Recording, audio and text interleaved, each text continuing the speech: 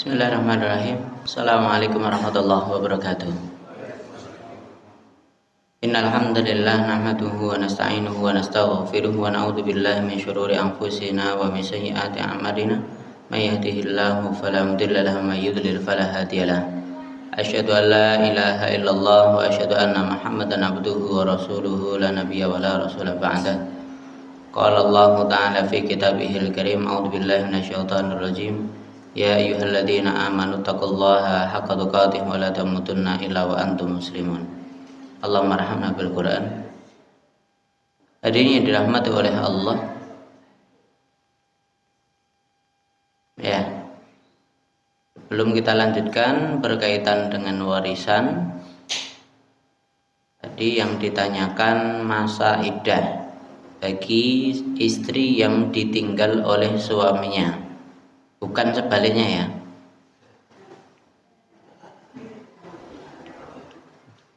Kalau laki-laki ditinggal oleh istrinya, itu nikah lagi langsung nggak apa-apa. Kok penak men Pak? Ya ngono kuwi. Bahkan istrinya masih ada nikah lagi boleh ya toh? Wah bener ya. Boleh cocok boleh enggak ini. Hanya orang yang ahli aja yang boleh melakukan ini. Yang nikah lagi itu. Ya, gini. Kalau perempuan ditinggal oleh suaminya, kalau ini ninggal ya, kalau ninggal itu 4 bulanan. Jadi 4 bulan itu namanya masa iddah, masa tunggu. Masa tunggu ini adalah masa apa ya namanya? Berkabung. Nah, istilahnya kan seperti itu. Masa berkabung ini harus dijalani di rumah. Perempuan tidak boleh keluar rumah kecuali urgent. Kecuali urgent memang harus keluar. Kalau masih misalnya memiliki anak yang bisa membelikan apa-apa kebutuhan sehari-hari, bisa minta tolong silahkan, itu lebih baik. Kalau tidak ya sekarang zaman serba mudah, GoFood, nah santai aja. Mau beli Indomaret yang langsung sampai rumah juga ada, gitu kan? Semua serba mudah. Intinya usahakan jangan keluar rumah, itu nggih. Jadi seperti itu. Lah sholat bagaimana? Sholat di rumah kan paling baik bagi perempuan, sholat di rumah, gitu kan? Ya. Terus misalnya dinas bagaimana? Kalau dinas ya gini, bilang baik-baik misalnya kalau bisa ditinggal ya ditinggal. Kerjaan dia apa? Waktunya misalnya, karena waktu untuk berdinas itu kan kadang ada waktu yang longgar. Maksudnya longgar itu enggak kerja ngapa-ngapain. Ada ada yang harus dikerjakan, ada yang bisa ditinggal. Itu kan seperti itu. Kalau memang bisa ditinggal, kita tahu sendiri. Contoh paling mudah sekolah misalnya. Jadi guru misalnya. Guru itu ya minta aja waktu, misalnya jadwal saya pagi aja. Saya kasih pagi semua, nanti setelah itu saya pulang. Bisa seperti itu. Karena memang harus bergabung, jangan banyak-banyak di luar. Selain itu pun jangankan yang ditinggal adalah yang meninggalkan dia itu adalah suaminya. Bahkan baru kemarin ya bulan kemarin ada teman saya guru SMP 8. Dia dulu ketika mau punya anak itu susah, harus program dulu. Biasa kan lama nunggu dulu. Udah dapat, alhamdulillah dapat. Anak yogur siji kuwi, laki. Tahun kemarin intinya gini, dia udah lulus kuliah, udah bahkan sepertinya S2 juga. Terus akhirnya dia bekerja di Jakarta UMR sana, gaji besar tuh. Dan itu pun awalnya pindah sono biasa. kerja seperti itu, intinya dia diterima di beberapa PT. Udah lagi seneng-senengnya anak wis biyen golek susah, wis dewasa, wis iso mandiri, bahkan dia udah bisa membantu orang tuanya. Yaudah, tapi qadarullah kok dia ninggal. Dia belum nikah, umurnya baru 26, dia ninggal. Laki si tok ninggal ya Allah ya Rahman. Itu sedihnya minta ampun, tapi sekarang wis batu tua, anaknya si tok meninggal sisan. Biyen golek angel, saiki wis ora iso nggawe meneh ya. Umur semono. Ya udah, kan itu ya namanya sekolah bisa absen pagi, dia ngajar, selesai ngajar pulang. Paling sore absen lagi, udah selesai. Yang penting bilang baik-baik sama kepala sekolahnya dan seterusnya, yang penting sama-sama tahu. Namanya bergabung, hal yang wajar seperti itu. Nah, lebih-lebih kalau suaminya. Nah, tentunya kita meminimalisir untuk keluar. Pertama, ya jaga wanita itu sendiri. Kehormatan wanita itu ya terjaga. Supaya apa? Kan namanya ditinggal orang pasti sedih. Gitu kan? Seharusnya seperti itu. Lah kalau kelihatan banyak orang dia dalam keadaan sedih kan ya nggak maksimal juga. Nah, makanya tetap baik sesuai dengan syariat Islam, baik di rumah gitu loh. Jadi seperti itu, usahakan tetap di rumah. Apalagi udah nggak dinas, udah tua, bahkan ini nggak ada kaitan tua atau nggak tua. Ini nggak ada kaitan mau baru nikah atau udah tua renta, nggak ada kaitannya. Tetap sama aja. Ini kalau muda lebih enggak, sama saja, hukumnya sama. Kalau muda mungkin katanya janda lebih menggoda misalnya, enggak ada kaitan dengan itu. Intinya enggak ada kaitan dengan itu. Ini untuk menjaga perempuan itu sendiri. Intinya di situ aja. Gitu nggih, paham? Bisa dipaham? Ya, jadi seperti itu. Beda kalau tolak kan 3 suci kan gitu kan. 3 kali suci. Kalau ditinggal mati itu 4 bulan. Dan di waktu-waktu itu 4 bulan itu lebih dikurangi untuk berdandannya, lebih dikurangi untuk pakai pakaian yang seksi, sing mengundangnya nggak harus seksi. Misalnya jagongan gitu nggak perlu datang dia. Jadi nggak boleh berhias. Kenapa? Karena udah bukan waktunya, dia waktunya untuk bersedih gitu loh. Jadi ini waktunya untuk berkabung, bukan untuk senang-senang. Saya bisa cepat move on Pak misalnya, nggak ada kaitannya dengan itu, jangan. Karena fitnahnya perempuan di situ, makanya harus hati-hati. Ngoten nggih, cukup. Ya, apalagi pakai wangian jangan. Cukup. Yang lain sebelum dilanjutkan tentang warisan silakan. Kalau sudah berwudu, suami terus sesuatu akan dapat.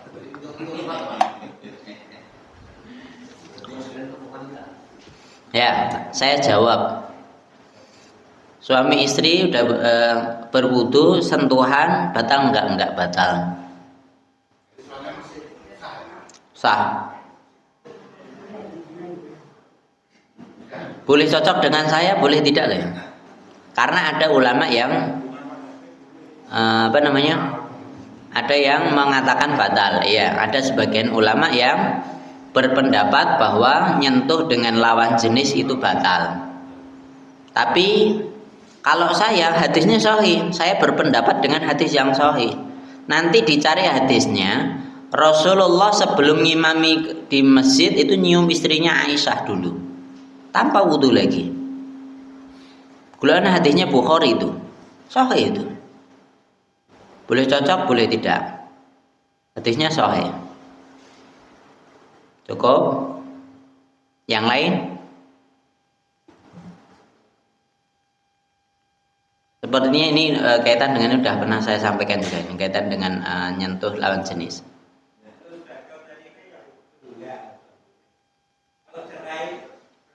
Kalau cerai 3 bulan.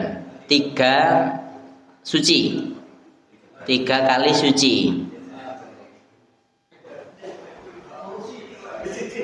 3 kali suci itu lah wis menopause ora nanggung suci ranggo. Suci terus sih piye? Ya udah, diperkirakan sama seperti itu, udah gitu aja lah. Enggak usah susah-susah gitu nggih. Cerai.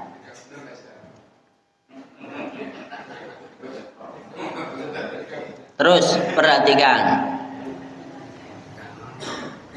Berkaitan dengan cerai itu jangan sampai terjadi. Dengan berbagai alasan. Intinya gini aja. Namanya manusia, mau laki mau perempuan, itu pasti punya kelebihan dan kekurangan masing-masing. Wis kudu ngerti iki. Kudu nyadari kabeh, wis siapapun to dia, ustadz sekalipun, nabi sekalipun, itu pasti punya kelebihan, punya kekurangan. Wis nek kelebihan syukuri, kalau kekurangan sabar, selesai. Itulah orang beriman. Kenapa kok dia termasuk sebaik-baik manusia? Karena dia bisa melakukan ini, syukur dan sabar. Wis kuwi tok. Dengan kelebihan pasanganmu, syukuri itu. Dengan kekurangan pasanganmu, sabar, nasihati. Terutama laki-laki, kewajiban untuk nasihati itu kewajiban laki-laki. Selesai. Paham dari sini? Wis menotok. Kalau udah tahu seperti itu, insya Allah nggak akan terjadi perceraian. Wis kuncinya ning ngono kuwi. Sampai bisa orang bisa hidup sampai tua renta bareng misalnya. Yaitu salah satu caranya seperti itu. Syukur, sabar, wis selesai. Menua bersama, itu kan harapannya kan gitu kan, semua mengharapkan seperti itu. Tapi ya gue mau kuncine kudu ngerti sih, nek ra ngerti susah. Udah itu aja, wis gantian, nek sing siji atau sing siji lembek, wis ngono wae. Sing siji marah, sing siji harus ngeredem marahnya, gantian, itu harus gantian. Nggak bisa kabeh nek keras pecah. Sama-sama kerasnya gapuk tumbuhan pecah pasti. Perceraian terjadi karena seperti itu, ego. Apa sih ego? Paling sebentar aja. Kecuali istrimu ora gelem diajak kebaikan, ya udah. Sekali, 2 kali, setahun, 2 tahun reso cerai bar. Jak salat ora gelem atau murtad, cerai wis, ngono wae. Dia masih mau sholat, mau puasa, dia udah usaha dengan baik, meskipun kurang menurut kita, ya udahlah, manusiawi. Emang nek nikah karo wong liya mesti kabeh tercukupi ora? Sama aja. Nek jenengan tetep nikahi karo manungsa mesti ana kekurangane. Wis ngono wae. Enggak ada orang manusia yang sempurna, enggak ada. Mana tuh enggak ada. Cari om. Kalau cari yang sempurna rasido nikah. Udah gitu aja. Udah gitu aja, selesai. Itu nggih. Jangan terjadi perceraian di antara muslim. Cukup, yang lain?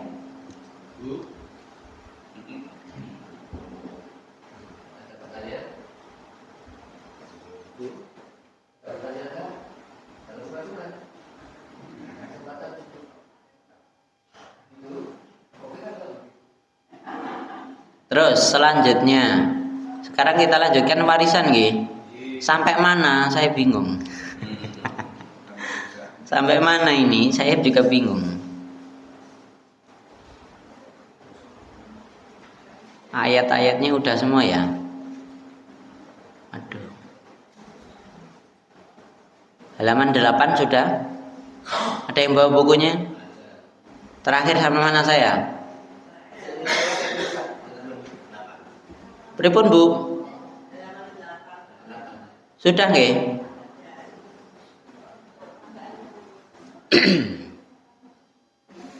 Halaman 8 tentang ayat surat apa ini? Surat An-Nisa 176. ayat terakhir ini sepertinya sudah. Kalau bawahnya sudah atau belum? Halaman 9. Anggap aja belum ngono ya. Baleni ora dosa. Untuk pahala insyaallah. Bismillahirrahmanirrahim. Kita lanjutkan sekarang hadis-hadisnya. Sebelumnya ayat-ayatnya yang dalam Quran, sekarang hadisnya. An Ibnu Abbas radhiyallahu anhuma anin Nabi sallallahu alaihi wasallam qala alhiqu al-fara'id bi ahliha fama baqiya fawal li aula rajulin dzakarin. Nabi sallallahu alaihi wasallam bersabda, berikanlah bagian harta warisan sesuai ketentuan dalam kitab Allah kepada orang yang berhak menerimanya. Adapun harta yang tersisa maka untuk laki-laki yang terdekat hubungannya dengan mayit.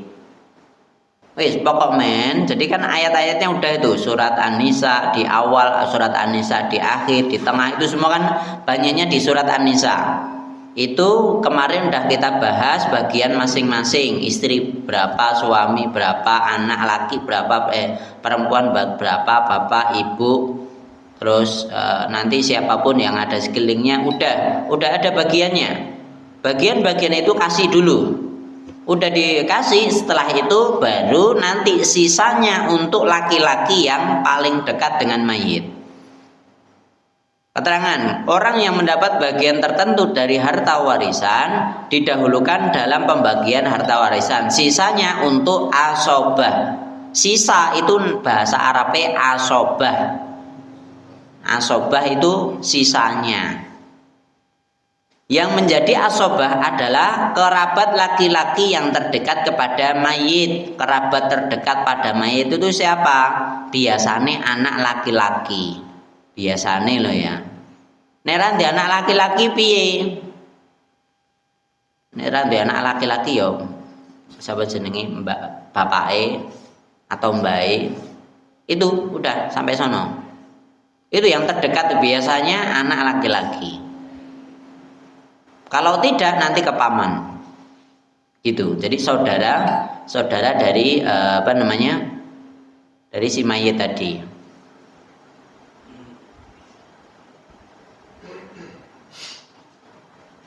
Sampai di sini ada yang boleh tanyakan? Jadi kan bagian udah jelas tuh. Nanti kan bagiannya udah jelas semuanya. Nanti tinggal selisihnya yang sisanya untuk si mayit.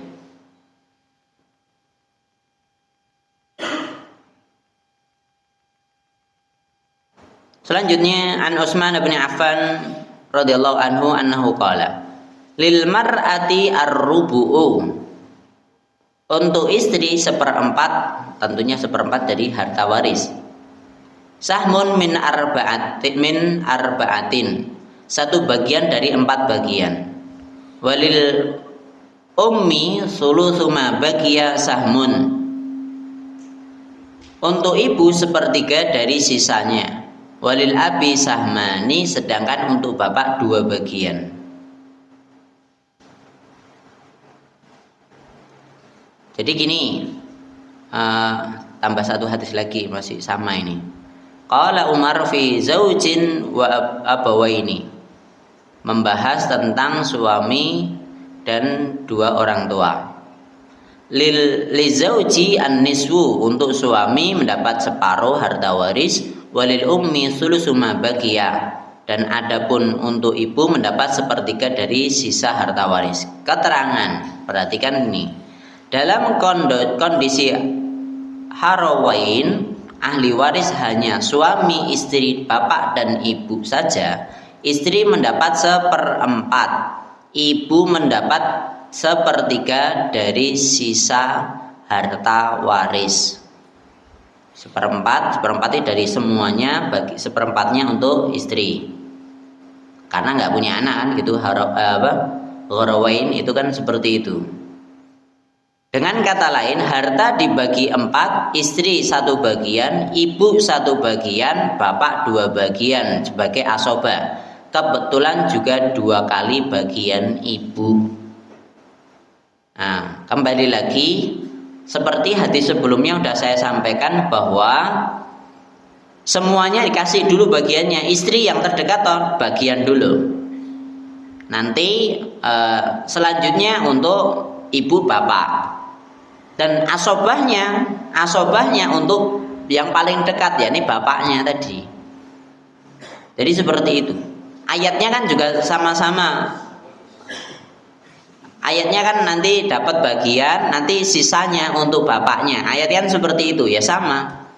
Berarti istri 1/4, nah, sudah dirangkum dalam keterangannya. Istri 1/4, ibu 1/4, ibunya setengah, bapaknya setengah. Dan itu bapaknya 2 kali lipat dari bagian ibu. Dan itu pun kan sama seperti lidzakari mislu hadzil unsayaini. Untuk laki-laki itu bagiannya 2 kali lipat dari perempuan, dari ibu. Dari ibu si mayit tadi, sama kedudukannya seperti itu. Dalam kondisi gharawain, saat ahli warisnya hanya suami, ibu dan bapak, maka suami mendapatkan separuh harta waris. Karena kalau nggak punya anak berarti kan separuh. Ayatnya jelas di surat An-Nisa ayat paling atas tuh. Ibu mendapat 1/3 dari sisa. Oleh karenanya perhitungannya adalah ibu mendapat 1/3 dari setengah berarti 1/6. Bapak mendapatkan 2/3 dari setengah berarti 2/6, yakni 1/3. Yang menghukumi dengan cara seperti ini dari kalangan sahabat antara lain Umar bin Khattab, Utsman bin Affan, Ali bin Abi Thalib dan Zaid bin Tsabit radhiyallahu anhum. Jadi gitu. Ini yang hadis yang paling awal, yang awal-awal ini yang paling mudah. Maksudnya sing urung perintilane rong akeh ngene lho, wae anake dan seterusnya. Enggak, belum. Baru istri, orang tua, bapak, ibu gitu aja. Apalagi seorang laki-laki mati gitu aja, enggak punya suami, enggak punya istri. Dia cuma punya bapak, ya udah nanti kan tinggal dibagi untuk bapak sama ibunya. Tapi nek urung nikah biasanya urung apa-apa ya kan. Iya toh. Biasanya masih ikut orang tuanya, selesai. Biasanya gitu. Tapi kalau punya tetap dibagi. Itu nggih. Tapi kalau udah punya istri, ya istri bagiannya sekian. Perlu diperhatikan, ini aturan Islam, tapi nih fakta di lapangan, misalnya suami istri, suami ninggal orang duwe anak, warisane ugo istri nih. Ya toh? Biasanya ngono kuwi, padahal bukan seperti itu caranya. Paham? Begitu pula biasanya nek saya ninggal istri, engko harta warisane ugo suami ning kabeh, wis. Asline orang ngono kuwi. Paham tak? Berat lagi untuk menyampaikan hadis ini berat, apalagi di masyarakat. Tapi aku ditinggal bojoku masa ora. Iki nggunaku kabeh. Dan seterusnya dengan berbagai alasan. Cukup sampai sini, paham?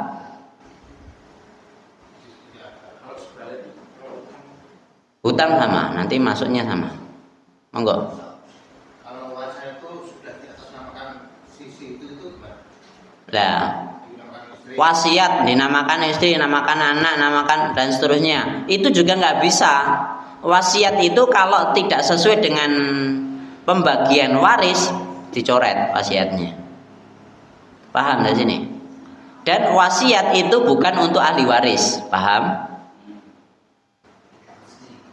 Hah? Enggak, ahli waris nggak boleh aslinya. Aslinya ahli waris itu nggak dapat wasiat.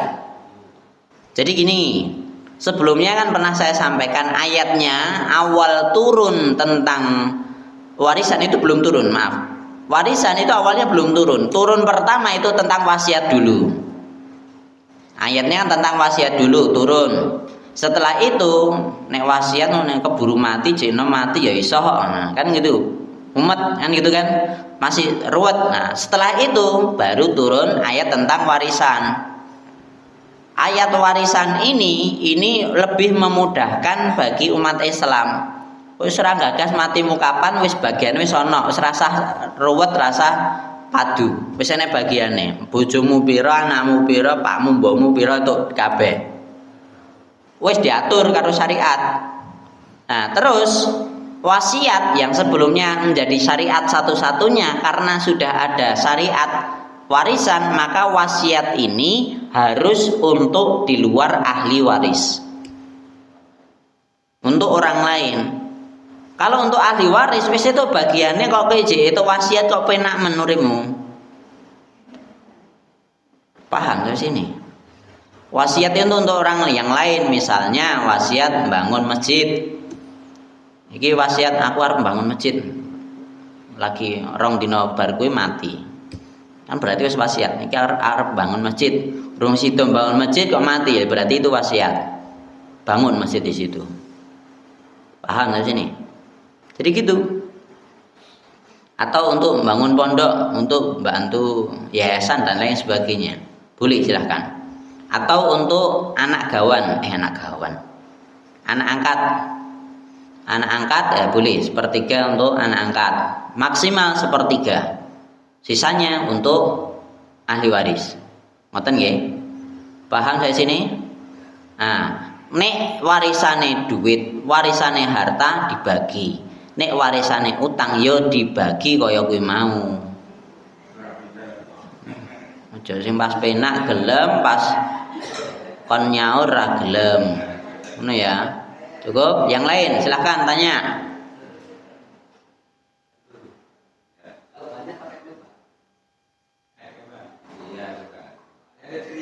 Wah ya, boleh. Gini Ustaz. Jadi ada suami istri itu mempunyai anak. Itu anaknya itu satu perempuan gitu kan. Tapi anaknya dua, laki perempuan dan laki. Kemudian bapaknya dulu udah meninggal, dia tinggal adik-beradik gitu kan. Kemudian Dulangi. Gimana? Suami istri punya anak dua. Lah mau siji tadi lho. Mati tinggal anaknya dua. Orang tua udah mati. Udah mati. Dua-duanya. Iya. Nah, terus? Kemudian masalah yang itu sudah lahir. Ini ada adik-beradik. Yang dari Mbak Es ini adiknya. Ini adiknya laki. Adiknya ini ternyata enggak nikah gitu kan? Sedangkan tadi yang ini bapaknya itu nikah punya anak satu. Ya. Nah, yang adiknya ternyata sugih gitu kan? Tapi enggak nikah. Mati sih. Mati benar. Mati. Nah, sekarang ini kemana lagi? Sedangkan yang ibu ini tadi punya anak satu, laki, tapi sering ngurus bapak ini yang kawin tadi. Iya. Nah, sekarang sudah mati, kemudian hartanya kemana itu? Hartanya kemana? Angel men ya. Makanya aja jomblo. Bingung toh bagine kan gitu. Hah? Wis bacut? Hah? Lah ya sugih jomblo. Lah duitmu nggo ngopo goleke sapa ngono lho ya. Itu semua akan dihisab oleh Allah gitu loh. Jadi kalau seperti ini bagaimana? Ya wis akhirnya kan ya ning nggon dulure. Ning ponakane iki mau sing terdekat itu tadi. Bapak ibuke sreneng, dulure ya sreneng to, tinggal ponakane. Ya wis akhirnya kan asobar ono. Bareng. Iya no. Amgo sapa nek? Mau buat siapa lagi? Pamannya Pak Emboke sreneng jelas iki nene kanan kiri sreneng aduh enggak bisa. Itu Pak kesini tetepan. Tetap akhirnya ke sono. Keponakannya tadi. Gitu nggih? Ya. Atau barangkali ada yang dekat yang lain. Aku rada ceritanya kan aku kurang ngerti. Ada hubungan dengan dia yang lebih dekat misalnya, itu harus disampaikan. Kalau nggak disampaikan ya akhirnya ya runtok gitu loh. Nah iya, karena dia ya saya ngurusi juga toh, kan gitu. Lebih-lebih laki-laki nikah. Apa sih? Sekarang perempuan itu banyak banget toh. Itu satu banding satu gitu aja masih sisanya banyak tuh. Saya yakin. Saya ngomong Nabi, aku ora ngitung jelas weh. Data fakta ada.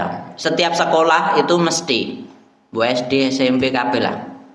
Saya pernah ngajar SMA, ngajar SMP, mesti sing wedok lho kae. Mesti lho ki. Terus piye? Lah kuwi lho, makane nek jenengan ditinggal bojone apa rung nikah ndang nikah. Terutama laki-laki. Nek kowe ora nikahi terus syahwatmu kemana kan gitu kan? Perlu dipertanyakan itu. Laki-laki kok nggak nikah sampai tua, terus syahwatmu kemana itu? Hah? Pengen. Kecuali gini. Ada Imam Nawawi itu yang punya karya Riyadhus Shalihin. Itu meninggal umur 40 tahun dia nggak nikah. Tapi dia punya anaknya wujudnya kitab kabeh. Jadi jeneng ra nikah ora duwe anak to ya. Anake wujudnya kitab manfaat sampai sekarang. Riyadhus Shalihin itu wong pondokan mesti ngerti. Kitab kuning ya salah sijine Riyadhus Shalihin kuwi mesti kabeh wong ngerti. Paling gampang kuwi. Imam Nawawi umur 40. Dia sampai umur segitu belum nikah karena dia tersibukkan dengan ilmu. Golek ilmu rono dan seterusnya. Dan dia pernah sholat subuh dengan wudhu sholat isya. Tak ulangi. Sholat subuh dengan wudhu sholat isya. Sholat isya tetap waktunya lo ya. Orang sholat isya arep subuh ngono kuwi. Kaya jenengan. Nate wonten. Alhamdulillah. Ya, bukan seperti itu, bukan untuk ngecek, bukan. Ini sholat isya-nya, sholat isya di waktunya, dan sholat subuh di sholat subuh waktunya. Dia melakukan sholat subuh dengan wudhu sholat isya. Maksudnya apa? Wongnya ora turu. Ora turune ora ngegame kaya wong saiki kuwi ngegame online malah enggak. Dia mencari ilmu, dia menuntut ilmu, entah belajar dengan baca bukunya atau dia nulis kitabnya. Jadi seperti itu. Dia tersibukkan untuk mencari ilmu. Monggo ning ngono kuwi enek manfaate, enek berkah, enek enek hasile ngono lho. Jangan sampai jomblo. Bahkan saya baru kemarin dengar ada orang umur lahir 88. Berarti umur berapa? 36. Wonge normal. SD, SMP, SMA kabeh sekolah favorit. S1-nya UGM, S2-nya UGM. Setelah itu deh, dia nggak kerja. Dia cuma di rumah, dimanja sama ibunya. Ra iso kerja. Makan itu disiapke kabeh sama orang tuanya. Itu punya adik, yang cerita itu istrinya dari adik tadi, itu teman saya. Aku ora kenal karo wonge. Ini sebagai cerita aja. Umur 36 ora iso golek duit, lulusan UGM, S2 UGM, S1 S2 UGM kabeh. Jurusan sosiologi, tapi ora iso bersosial. Enek ngono kuwi, Wan. Dadi ora tau metu kok omah. Jangankan metu medun kok omah ku nek ora diceluk ora medun. Paling njaluk mangan wis entok. Aku sampai bingung. Lah terus dia ngapain? Aku sampai mikir, mesti enek wifi. Ora ning wifi. Piye? Kuota ya tuku nek kentekan ya tetri karo mboke rada. Ya Allah ya Rahman. Terus hasilnya apa? Sampai umur segitu terus orang nikah, umur 36 laki dia. S2 nggo ngopo? Golek duit ora iso.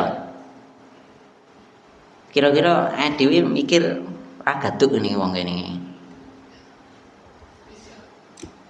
Ada spesial. Wonge sehat, ning UGM wira-wiri nek pas liburan ya pulang naik motor bisa. Tapi nek wis tekan ngomah sekarang ini. Misalnya reneng lawuh sing kon goleki malah adine nek ora mantune intinya yang iparnya dan lain sebagainya. Jadi sampai seperti itu. Ki ngopo mikire piye ngono. Nikah ora, kerja ora, reneng hasile. Aku yakin ya ora nulis buku. Ilmu kok ngendi iki? Enggak dapat saya.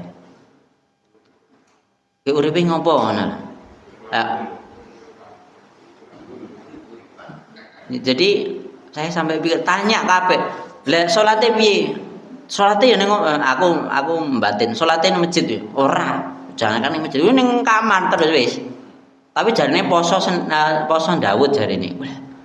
Ki ngopo ki poso Daud salate kaya ngono terus enggak ada sosial. Lah terus urip ngopo? Ora ning manfaate. Padahal sebaik-baik manusia yang paling banyak manfaatnya untuk orang lain kan gitu kan. Wong era kerja ngurusi wong liya. Urip nyadeng wong tua. Padahal S2 kan jelas dibayari wong tua ngono iki. Susah orang seperti ini. Cukup nggih? Ini sebagai cerita saja perbandingan karo Imam Nawawi mau. Nah, Imam Nawawi ora nikah kan sibuk dengan ilmunya, ada manfaatnya sampai sekarang ilmunya bermanfaat dan gitu toh. Itu kitabnya enggak cuma itu sing terkenal ning Indonesia wae kuwi. Liyane kitab kandel-kandel akeh ngene Imam Nawawi itu. Itu kitabnya tebel-tebel punya dia. Nah, itu manfaat dia nggak nikah, logis lah dia masih ada kesibukan yang bermanfaat untuk umat ini, monggo. Nah, tapi kalau tidak dan nggak nikah ngapain kan gitu. Bahkan saya lebih cocok kalau misalnya ada laki-laki ditinggal istrinya, segera nikah itu lebih baik. Kenapa? Fitnahnya besar. Lebih baik tentang nikah kok enak sing ngurusi malahan. Gitu loh. Kalau tidak, apalagi laki-laki udah berat itu. Cari mana aja dapat tuh pasti. Cukup nggih? Itu silakan. Kaitannya dengan wasiat tadi. Ya. Apakah wasiat itu bisa gugur jika orang yang meninggal sebelum meninggal sudah memanjatkan nanti saya bangun masjid seperti yang sampaikan Ustaz. Sedangkan harta yang dimiliki mereka Gak cukup.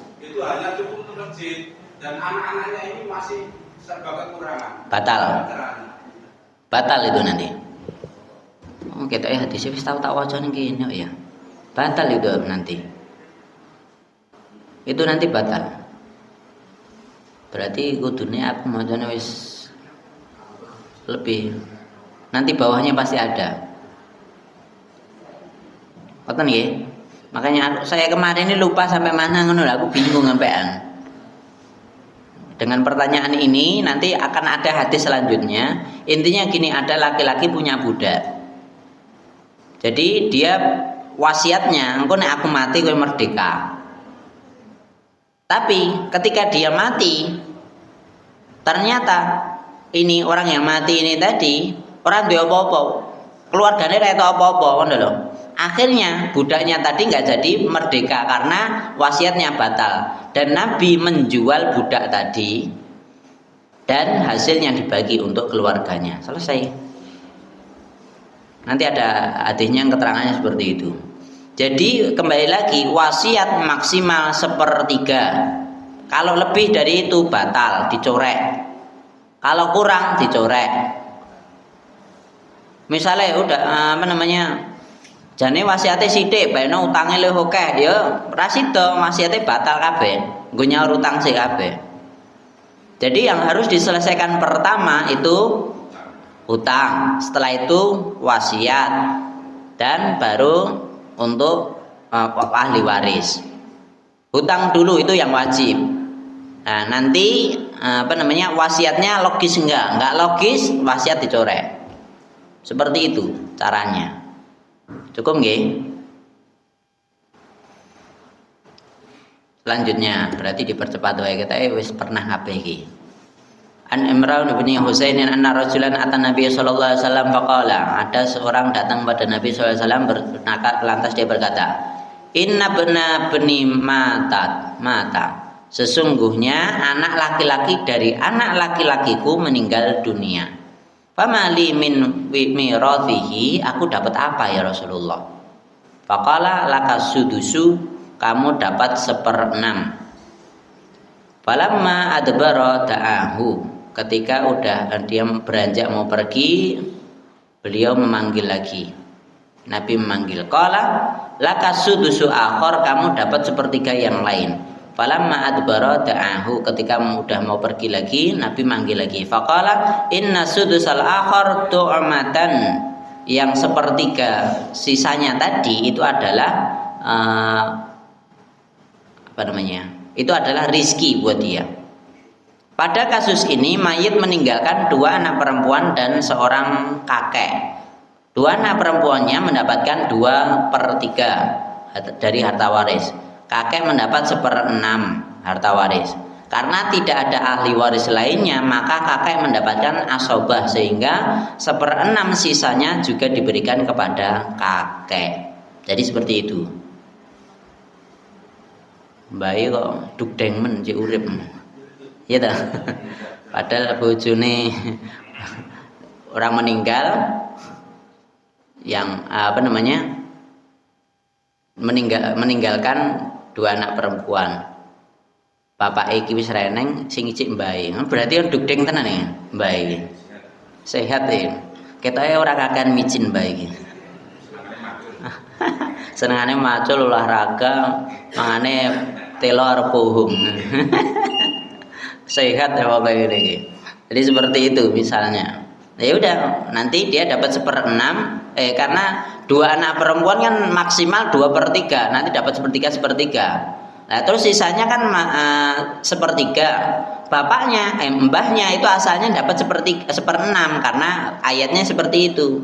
Tapi ada sisa 1/6. Sisa 1/6 karena laki-laki yang ada hubungan dengan si mayit itu cuman bayi laki-laki tok, ya berarti sisanya untuk bayi laki-laki. Selesai. Paham dari sini? Jadi ceritanya seperti itu. Ada mau tanya? Makanya yang berkaitan dengan harta warisan ini harus saling terbuka semuanya. Harus jelas semuanya, sing enek sapa, sing ora enek sapa. Sing dapat bagian siapa saja harus jelas. Nanti baru pembagian mudah. Nek bagi enek wujude gampang nek. Ora enek wujude iki jenenge. Ruwet. Jelasane sing dibagi gampang. Nek sing dibagi utang kuwi ngapun. Cukup? Lagi. Silakan. Ini tidak wasiat, tidak waris, hadiah. Hadiah. Tidak, masih sama-sama hidup ke semua. Kakak yang musibahnya, bapaknya bagi hadiah, memberikan hadiah. Anak A, B, C, D, sama SMA katakanlah. Ya, seakan-akan harta orang tuanya tinggal 1 hanya. Dan nanti kalau sudah menikah, ya hanya rumah ini ya dibagi waris. Bagaimana seperti itu? Boleh, tapi dengan syarat. Boleh dengan syarat. Syaratnya jangan ngakali syariat warisan. Maksudnya jangan ngakali syariat warisan itu bagaimana? Nah, ngono wae, anak lanang loro, anak wedok siji, ngono tetepan. Biarpun itu hadiah, biar hadiah rumusnya. Nah, rumusnya tetap itu. Nah, terus yang sering terjadi, bahkan itu pernah terjadi di zaman Nabi. Namanya siapa? Bashir apa siapa itu? Lupa saya. Nah, namanya Bashir, sahabat Nabi. Dia itu anak pertama, laki-laki, Bashir namanya. Intinya anaknya bapak itu 10. Nah, anak pertama kan mesti paling rekoso toh. Biasane loh ya, biasane gitu, betul loh. Mesti uripe rekoso, nek wis rada adik-adik saya mulya, saya penak-penakan gitu kan, biasanya gitu. Karena setelah itu karena bapaknya tahu kasihan sama anak yang pertama dan dia senang sama anak pertama, dia yang bantu untuk kehidupan sebelumnya. Lantas Bashir ini mendapat dapat hadiah dari bapaknya. Setelah itu dia bingung, masa sing kaya aku tok, adikku mesti ya iri tuh ya. Sing kaya masih tok ya. Mesti adik-adik saya mesti ini. Lantas dia datang pada Nabi sallallahu alaihi wasallam. Ya Rasulullah, aku dapat hadiah ini. Pertanyaannya apa? Apakah saudaramu semuanya dapat hadiah? Tidak ya Rasul, kembalikan. Paham dari sini? Saya itu bagian Basir tok toh. Basir bingung, lama adekku iri mesti toh ya. Yang dapat hadiah ora aku tok. Setelah itu dia datang kepada Nabi karena dia takut mendolimi gitu loh. Dia datang kepada Nabi, ya Rasulullah, aku itu bagian iki dari bapakku. Nah Nabi kan tahu Basir dia adik aku ya. Pertanyaan Nabi apa? Apakah saudaramu semua juga dapat bagian yang sama? Enggak ya Rasulullah, balikan. Enggak boleh. Harus adil. Nah, itu pun juga akan berlaku pada anak kesayangan, bisa nih ngono. Itu yang sampai sekarang itu pun juga akan terjadi dan itu tidak diperkenankan selamanya. Biasanya saya dikei anak kesayangan, aku seneng karo iki ya tak kei ngono. Sing rata senengi ra itu ngono akhirnya. Itu haram, nggak boleh. Meskipun jenengan anak kesayangan jangan diterima. Saudara saya harus dapat juga. Jadi seperti itu, ini yang harus diperhatikan. Ngoten nggih? Harus adil. Jadi jangan sampai kita berat sebelah. Itu pun nanti juga berlaku pada orang laki-laki yang punya istri lebih dari satu kan gitu, harus adil. Kalau enggak nanti sengkleh gini nih. Karena enggak adil, berat sebelah. Nanti di akhirat seperti itu pasti. Karena dia enggak adil. Malah berat. Bagi yang mampu rasa wae jarene Mas. Berat oh ya. Wes. Ya, yang penting seperti itu tadi. Cukup nggih, silakan.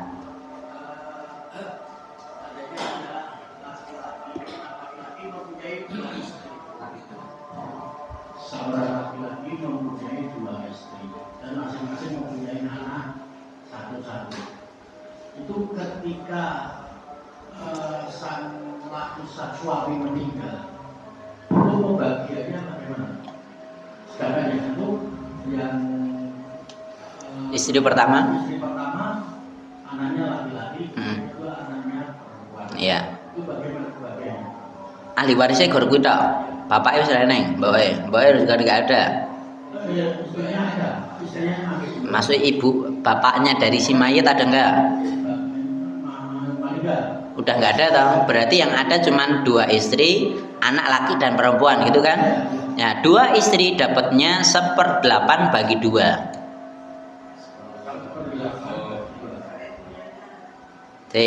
Tak ulangi. Yang paling dekat kan istrinya dulu tuh. Istri itu dapat 1/8 bagi 2, bojone loro bagi loro. Istrinya papat ya 1/8 bagi papat. Wah, sithik. Siji. Siji rantentek ya. Nah, jadi bagian istri dulu, bagian istri itu 1/8. Karena punya anak atau kan ada anak, udah selesai 1/8 bagi 2, wis. Berarti 16. Sini biang tuh. Terus anak laki-laki dapat 2 kali lipat dari anak perempuan. Wis iku reneng kaitan anak anak pertama apa kedua, anak bojo pertama apa bojo kedua reneng kaitane wis terserah buta awale padha ngono kuwi. Paham?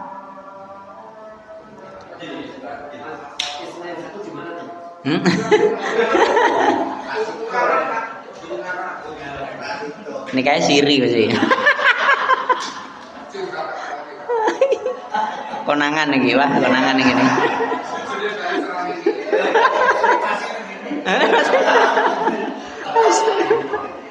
Astagfirullah.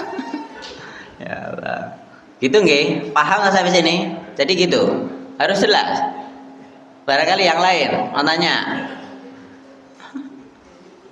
Monggo Bu. Mas suami loro. Berarti.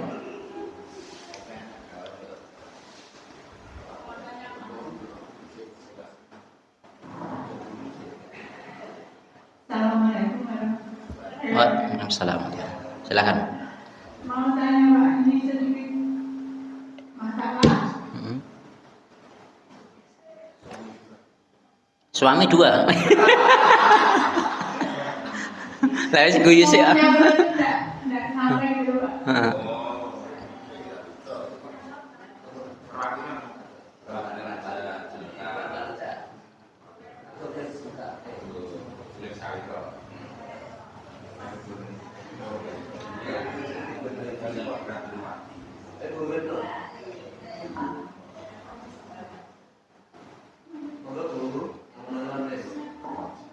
Udah santai aja, saya nggak tahu, saya besok ketemu nggak kenal saya.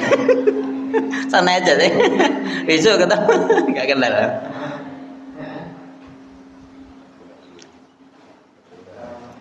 Ini Pak, ini ada cerita ibu. Ya. Ibu punya anak Mm-mm. satu perempuan. Ya. Beliau tidak dapat. Terus dia punya warisan dan dikasihkan anaknya, tapi malah dikasihkan diambil oleh ponakannya, gimana? Kok iso? C.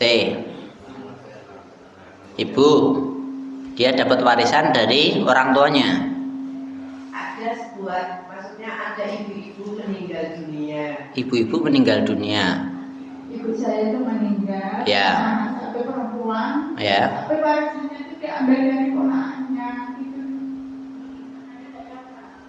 Anaknya nggak dapat. Kok iso?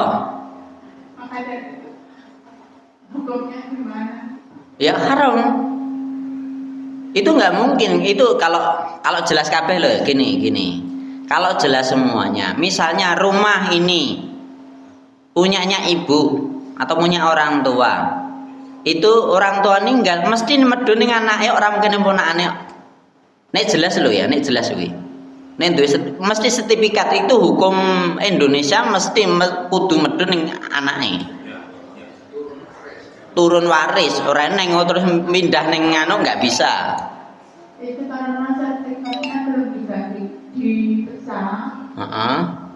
Ibu masih hidup, waktu dulu, terus tapi tanahnya itu sudah dipakai untuk ponakannya gitu loh. Jadi ibu itu tidak tahu kalau sertifikatnya itu belum dipecah. Jadi ibu sampai meninggal tidak tahu kalau punya hak tanah itu, tapi sekarang sudah dipakai untuk ponakannya. Jadi anaknya enggak, anaknya suruh mengganti seberapa ikhlasnya tapi nggak mau. Jadi gini, makanya hal seperti ini akan selalu terjadi ketika syariat dilanggar. Apa itu syariat dilanggar? Ketika ada orang ninggal warisan dan baginen. Aku sewanti-wanti kan biyen ngono kuwi, Pak Bu, semuanya. Segera ada orang ninggal dan baginen warisane. Bukan milik karo warisane kuwi ora, kok ora milik, ora kondang ngrebut warisan ora. Pasti akan terjadi hal yang seperti ini. Itu sering terjadi karena kesalahan di ketika ninggal orang ndang dibagi warisane. Jadi kesalahan di sini. Ini syariatnya segera dibagi warisan. Gitu nggih? Lah nek wis kebacut ngene iki terus ngopo? Lah ya wis jenengan salah. Salah yang biyen randang tok bagi. Lah aku kan anak ya, pomene jenengan anak, sing salah wong tuane jenengan, ibu jenengan itu salah.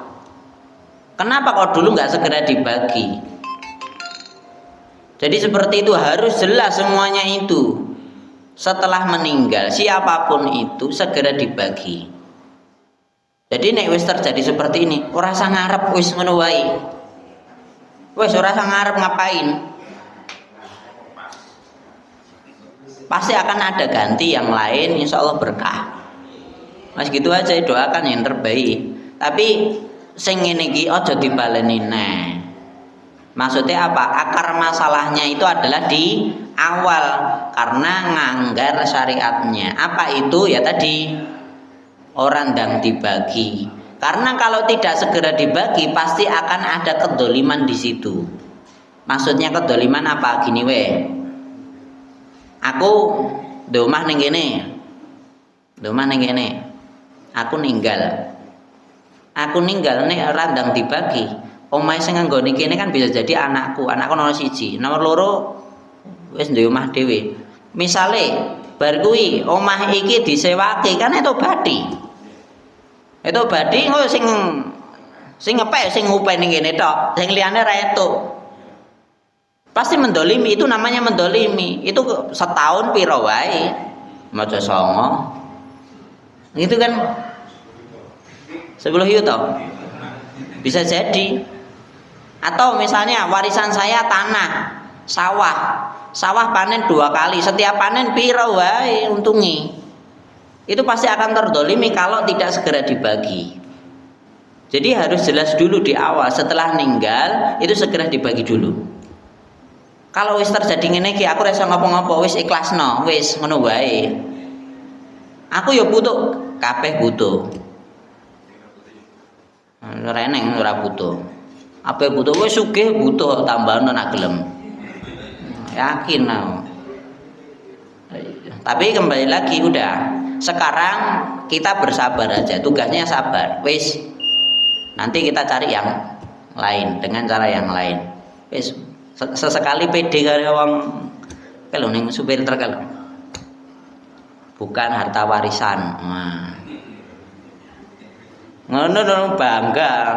Bukan atau warisan meskipun ngisore aku ora setuju. Cicilan tapi kan ngono aku ora seneng nek kowe ya aja. Aku ora seneng ngisore nek ndure aku bangga kowe bangga. Nah, aku ya ngono bukan warisan.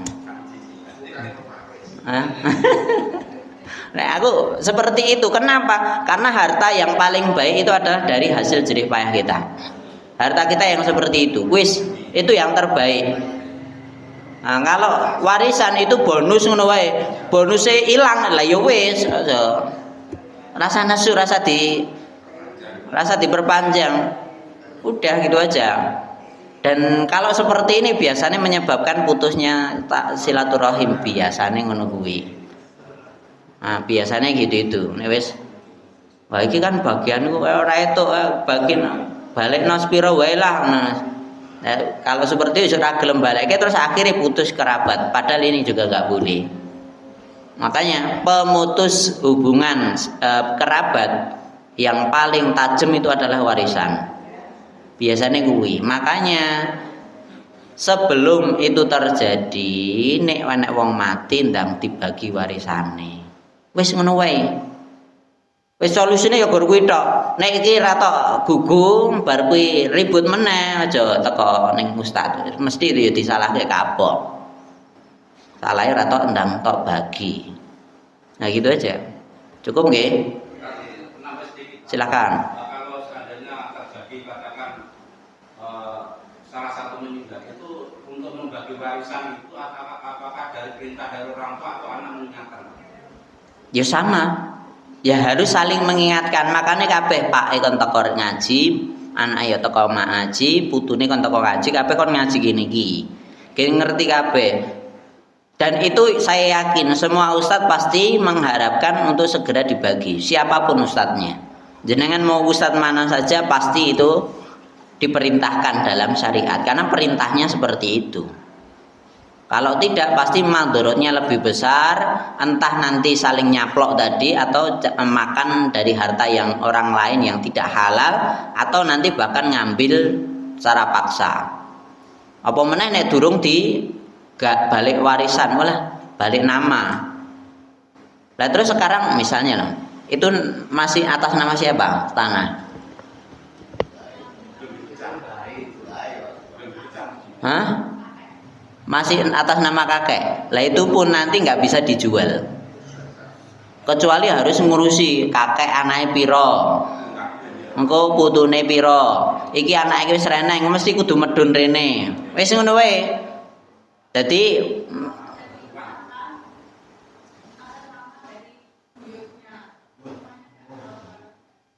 Lah kok iso? Notarise.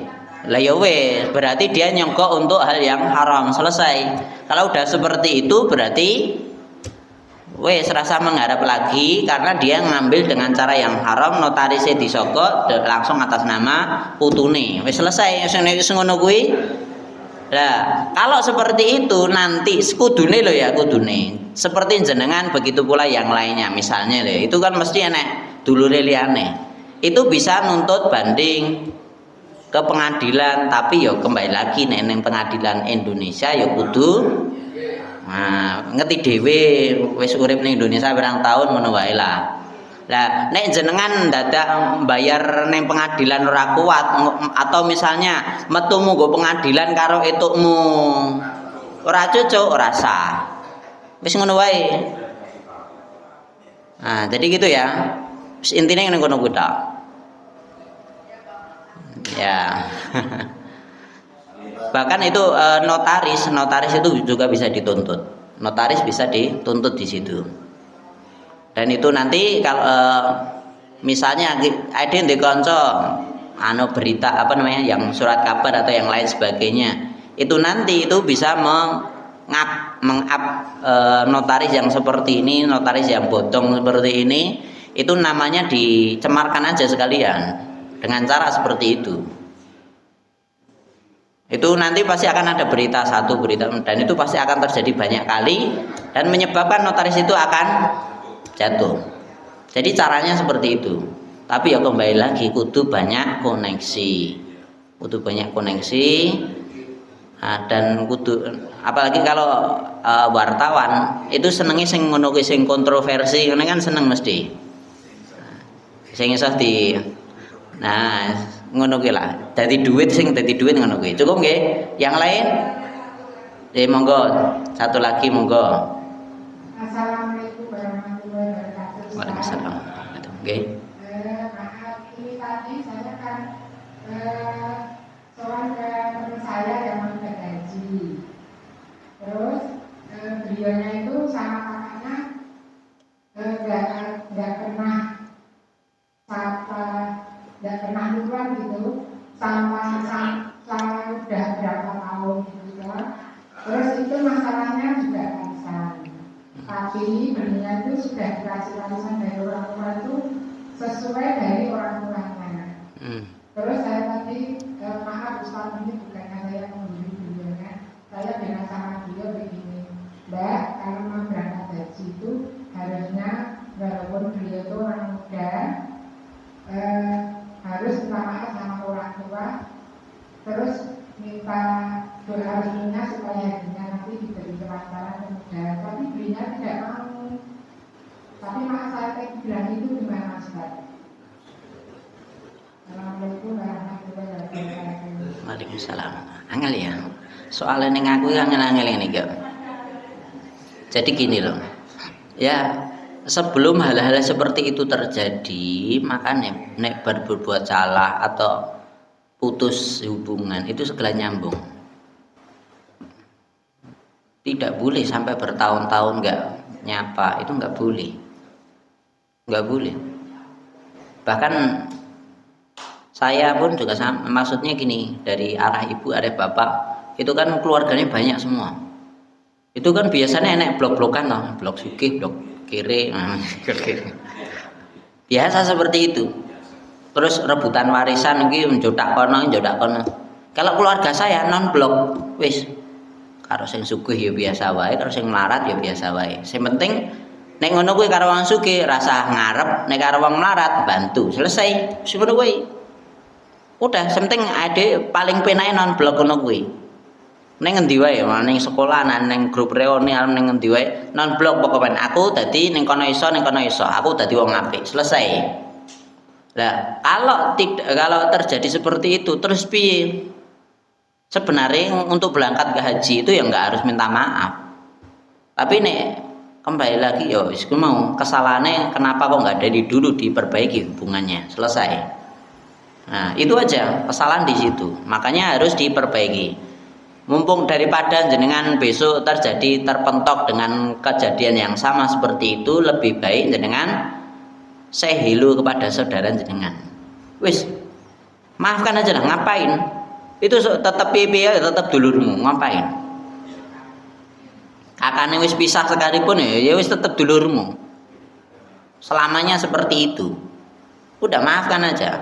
Ngapain? Kita yang salah atau kalau kita yang salah kita minta maaf, kalau udah benar ya kita tetap harus usaha nyambung silaturahim. Selamanya seperti itu. Cukup nggih? Ya. Saya kira cukup sekian. Insyaallah dilanjutkan di pertemuan mendatang. Wa aqulu qouli hadza wa astaghfirullaha li wa lakum walhamdulillahirabbil alamin. Assalamualaikum warahmatullahi wabarakatuh.